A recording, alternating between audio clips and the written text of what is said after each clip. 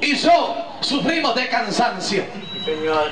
Hoy en día, la humanidad, hoy en día, todos aquellos que están escuchando, políticos y no políticos, todos aquellos que son santeros o brujos, hechiceros, se cansan también porque el cuerpo se cansa. Santo. Y este mismo acontecimiento sucedió a Jesús. Pero el Espíritu enseñando, mi alma adora la gloria del Señor. Y yo preguntándole al Señor, ¿por qué Jesús?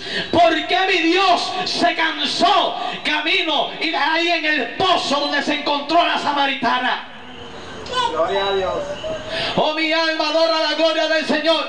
Cuando comienzo a indagar en el Espíritu, a profundizar, siento la voz del Espíritu que me dice, es necesario el cansancio en la vida de los creyentes. Santo. Gloria a Dios. Yo me quedé impactado. ¡Wow! ¿Qué es esto, Señor? ¿Cómo que es necesario que en tu vida espiritual haya un cansancio? Que en tu vida física haya un cansancio. Oh, mi alma adora la gloria del Señor, porque Él siendo Dios, Él podía seguir